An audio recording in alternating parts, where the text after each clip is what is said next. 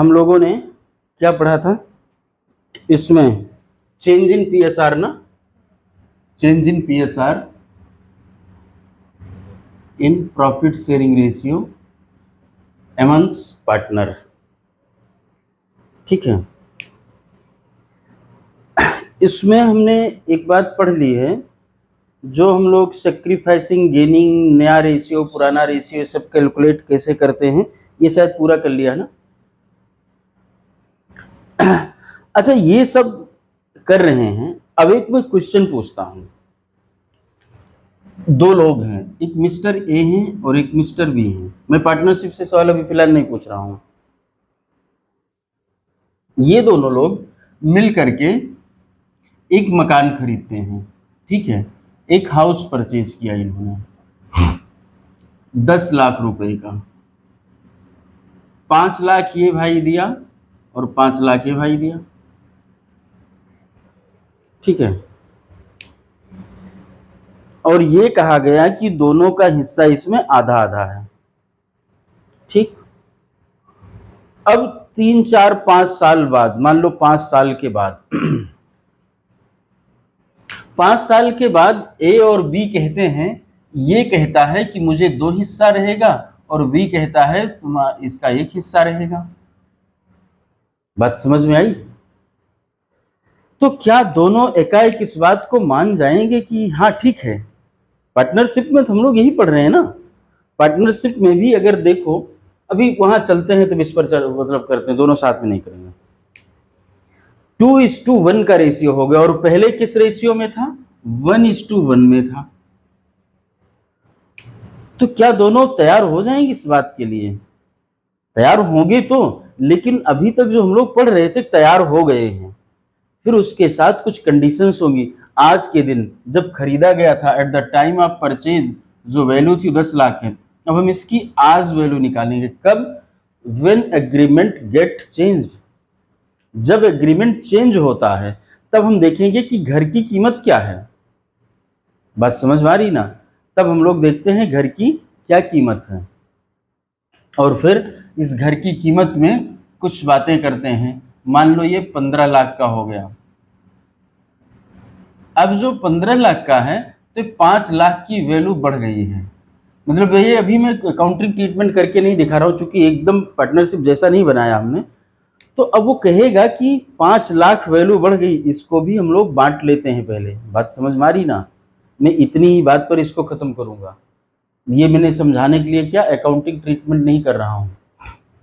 आगे बढ़ता हूं, एक दूसरा एग्जांपल लेता हूं। मैं सिर्फ इस बात को, कुछ बात को आपके मन में ले जाना चाहता हूं, ताकि जब जब ये बात हो तब तब आपके मन में कोई एक सवाल पैदा हो। एक बैलेंस शीट बनाता हूं मैं। ये बैलेंस शीट है, ये है ये कैपिटल है, ए की है और बी की है, और लायबिलिटी है। लायबिलिटी में कई लायबिलिटी होती है। ये है 5 लाख रुपए, इनका है 4 लाख रुपए, और इनका है 4 लाख रुपए। ठीक, असेट में है, सपोज करिए कि यहां पर बिल्डिंग है। बिल्डिंग की वैल्यू है 5 लाख रुपए। फर्नीचर है, इसकी वैल्यू है 1 लाख रुपए। कैश है, पहले बैंक लिखते हैं ना। बैंक बैलेंस है हमारे पास,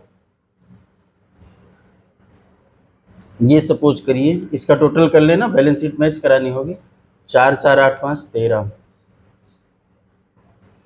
हमारे पास बैंक में पैसे हैं 6 हो गया है, 4 लाख।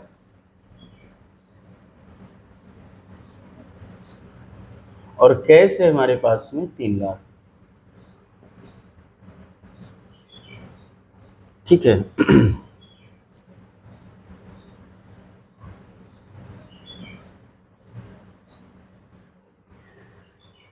ये मैं कुछ समझाना चाह रहा हूं।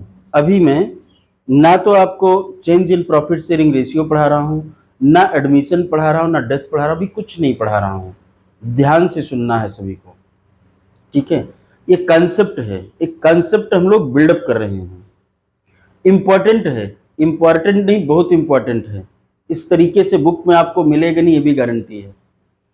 सपोज करिए कि ए और बी दो लोग हैं, ठीक है। एक और ले लेता हूं पार्टनर, अच्छा दो ही रहने दो। ए और बी दो लोग हैं। अब ये दोनों लोगों ने इतनी असेट बनाई है। मैंने आपको अकाउंटिंग इक्वेशन पढ़ाते हुए एक बात बताई थी, असेट में दो लोगों का हिस्सा होता है, एक मालिक का और दूसरा बाहरी लोगों का। अब दो लोगों में हो सकता बाहरी लोग में भी नंबर ऑफ पर्सन और मालिक लोगों में भी नंबर ऑफ पर्सन हो। दो लोगों का मतलब ये नहीं मिस्टर ए मिस्टर बी, मतलब दो तरीके के लोग हुए, क्या कहते हैं, two types of group of person. One group is a owners group and second is the outsiders group. यही तो है ना। अगर मैं कहूं तो 13 लाख में 5 लाख रुपए बाहरी व्यक्तियों का लगा है और 5 के बाद 1 मिनट 4 हाँ, और 8 लाख रुपए मतलब इन ओनर का लगा हुआ है। सपोज करिए कि ये दोनों लोग झगड़ा कर लिए, आज ये दोनों लोग झगड़ा कर लेते हैं, और जब ये झगड़ा कर लेते हैं तो अब क्या करेंगे, ध्यान से समझना। देखिए ये जो मैं थीम बता रहा हूं, ये थीम आपकी यहां भी काम आएगी, ये जब हम फर्म का डिसोल्यूशन करेंगे तब भी काम आएगी। कई टॉपिक है ना, तो मैं अभी कुछ और नहीं बता रहा हूं कि ये क्या है, ये डिसोल्यूशन है कि रिटायरमेंट है कि डेथ है, क्या चीज है, ये सब मैं नहीं बता रहा हूं। मैं सिर्फ ये बता रहा हूं कि क्यों इन चीजों को फ्रेम किया जाता है, क्यों बनाया जाता है। सपोज करो दोनों लोग झगड़ा कर लिए और इनकी पार्टनरशिप खत्म हो गई, क्या करेंगे, अपनी एक एक चीज बेचना शुरू करेंगे। बात समझिएगा। अब सबसे पहले ये बुलाएंगे लायबिलिटी वाले को। मान लो लायबिलिटी किसी भी मिस्टर ए बी 4 लोगों की है, इन्होंने मिस्टर ए बी सी जिसको भी बुलाया और लायबिलिटी का निपटारा कर लिया, ठीक है। कैसे करेंगे, सब चीजों को बेच बाच करके सब काम किया जाता है। अब इनके पास में क्या है, 3 लाख रुपए कैश और बैंक इतना है, तो कुल 7 लाख रुपए हुआ। तो बैंक एंड कैश ये तो उतने में ही जाएगा, 7 लाख, इससे 7 लाख है हमारे पास। तो हमने क्या किया, लायबिलिटी का भुगतान कर दिया। कितना था हमारा, 5 लाख, ठीक। अब कितना बचेगा, 2 लाख। ये तो यही होगा। इसके बाद हमारे केसेस बदल सकते हैं। कैसे, मतलब यहां तक 7 में से 5 भुगतान कर दिया किसको, बाहरी व्यक्तियों को, 2 लाख बचा। अब आपने फर्नीचर बेचा, फर्नीचर कितने का बेचा, 1 लाख में बिक गया सपोज करो, और बिल्डिंग कितने की बिकी, 5 लाख में बिक गई। आप तो वही बात लिखते जा रहे हो, 2 1 3 और 5, बोलिए,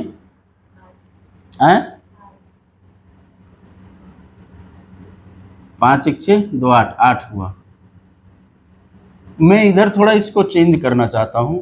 ए ने 5 लाख रुपए लगाया है और इसने 3 लाख रुपए लगाया है।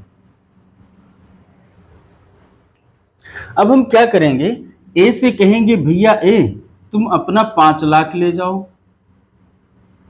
और बी से क्या कहेंगे, तुम अपना 3 लाख ले जाओ। सबका पैसा बढ़ गया और मैं अकाउंटेंट आदमी फुर्सत पा गया, 0 हुआ। कोई दिक्कत तो नहीं। आगे बढ़े। अब हम इसी को चेंज करते हैं। ये 2 लाख तो है ही हमारे पास में, जो फर्नीचर बिक रहा है, फर्नीचर 50,000 का बिका और बिल्डिंग 5 लाख की बिकी,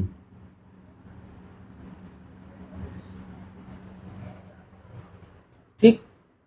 कितना मिला, 7.5 लाख रुपए। अब क्या करेंगे, अब तो 8 इन्हें देना है। ये देखो, ये 8 लाख रुपए लेने के लिए बैठे हुए हैं, क्या किया जाए, यहां क्वेश्चन आता है। बात समझ में आ रही है। तो क्या करेंगे, कुछ तो करना पड़ेगा। क्या करना होगा? अब नुकसान हुआ या प्रॉफिट हुआ? तो लॉस हुआ है। लॉस को कैसे बांटेंगे? क्वेश्चन में दिया नहीं गया है, बराबर बराबर बांट देंगे। इस भाई का नुकसान ए का कितना होगा जरा देखना। एक ए ने लगाया कितना है? 5 लाख। नुकसान कितना होगा? 25,000। कैसे 25,000? टोटल जो लॉस है 50,000 का है। बात समझ में आ रही ना? तो बराबर बराबर बांट देंगे। अब ए को कितना मिलेगा? 4,75,000 दे दिया जाएगा। बी को कितना दिया जाएगा? इसका 3 लगा हुआ ना, 2,75,000। समझ में आई बात? अब ए को यहां दे देंगे 4,75,000 और बी को क्या करेंगे? 2,75,000। हो गया काम। एक तीसरा भी तरीका हो सकता है। ये 2 लाख तो है ही हमारे पास में, बिल्डिंग बिकने से हमको मिला 6 लाख रुपए और फर्नीचर बिकने से हमें मान लो 1 लाख पूरा मिल रहा है। तो 6 2 8 1 9 9 लाख हुआ।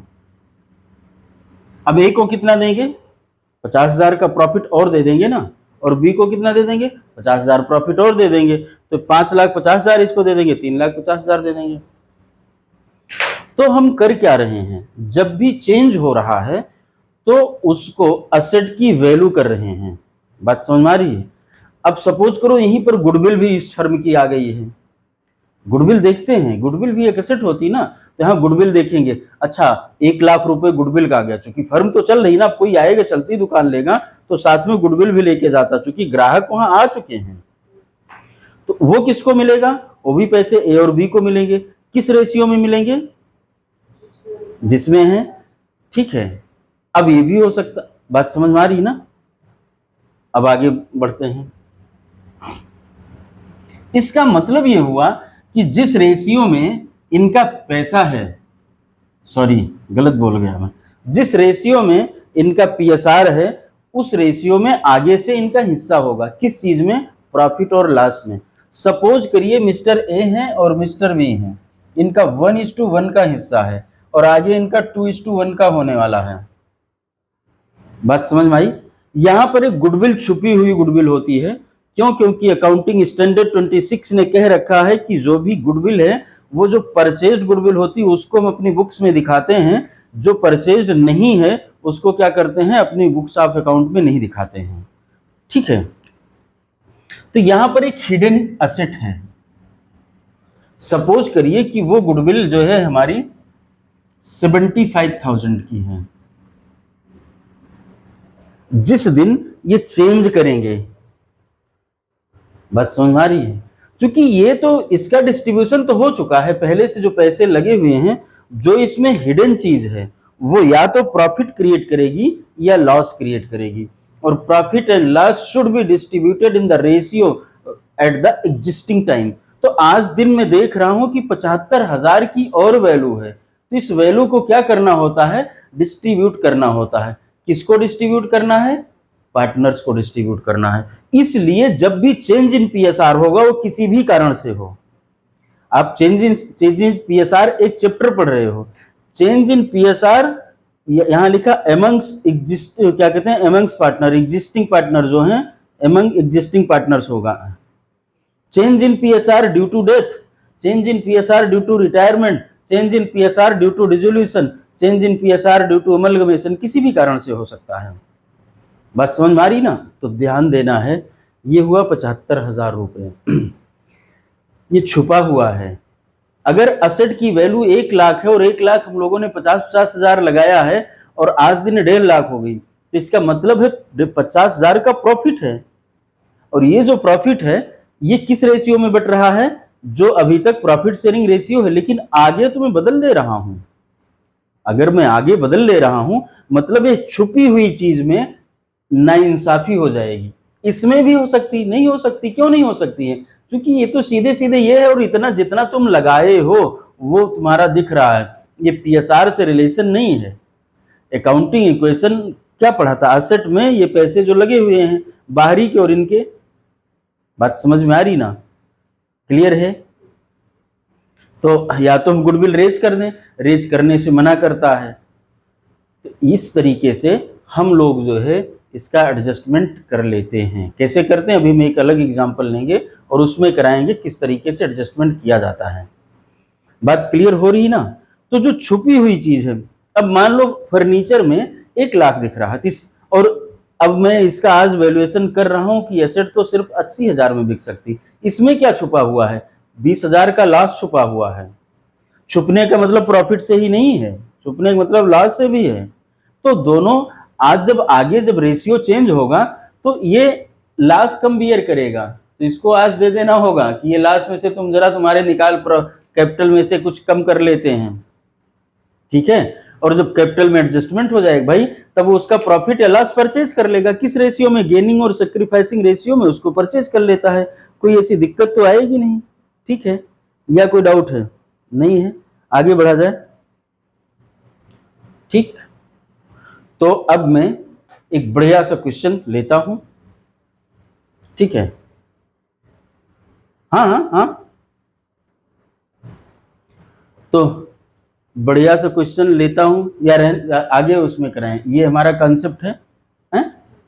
तो इतने पर जो है हम लोग आगे फिर क्वेश्चन लेकर के और फिर गुडविल का अकाउंटिंग ट्रीटमेंट कैसे करते हैं। कॉन्सेप्ट तो क्लियर हो गया है ना, या इसमें कोई डाउट है? नहीं डाउट है ना, तो ठीक है। फिर क्लास क्या कहते हैं, क्वेश्चन आगे कराते हैं।